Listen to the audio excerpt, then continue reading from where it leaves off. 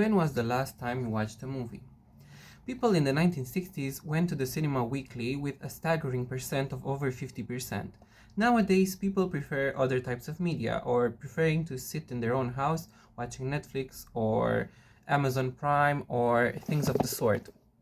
We are starting to lose this aspect of community, of discussing the movie afterwards, of sharing one another's opinions. This has a nefarious effect on our mental health. We are noticing a staggering decrease in our attention span. We cannot watch things that are longer than 15 seconds.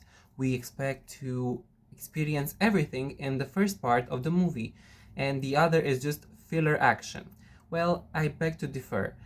That is not filler action, it's details that are crucial to understanding the characters, to understanding the director's view, and to really analyze and get into the intricacies of the movie. We are losing this aspect also in reading. People have started reading less and less over the years. A statistic that is very interesting from the year 2022 shows that only 29.5% of Romanians read a book in the last year.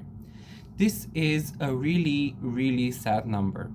If only a third of the population read a book in the last year, we cannot expect them to really get into in-depth analysis of movies and media they watch, and we cannot expect them not to fall for misinformation online. Because people who are most vulnerable to misinformation are those who cannot bother to inform themselves and to really analyze and critically analyze that information that they consume. However, the cinema is not dying, it's just rebranding itself, it's gaining a new facet. We have movies such as The Substance, which released in 2024 starring Demi Moore. Well, she always used to be called a popcorn actress. However, she proved the critics wrong and managed to build a flourishing career in. The movie itself, however, delves into a theme that is really important for society nowadays. It touches upon the topic of how we value ourselves based on the opinion of others. This is really of paramount importance, if you ask me. We value ourselves based on what others think on a daily basis. If others do not bother to watch movies or go to the cinema and prefer Netflix, we might as well start doing that because of the fear of missing out, FOMO, as it was called back in the day.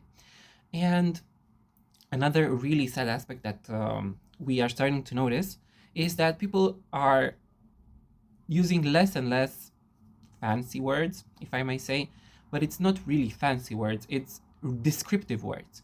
We are losing our ability to describe what we see in our surroundings.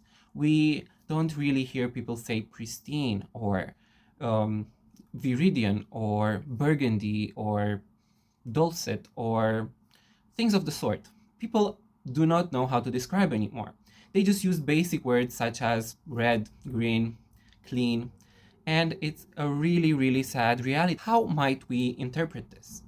Well, there is a number of people that really go to the cinema, that really watch movies to see the story unfold frame by frame and to connect with the characters. And this is seen as a sort of defiance. They raise their fist up in defiance and say, no, I'm not going to fall victim to the short format media. By no means am I placing movies on a pedestal. Short format content has its benefits.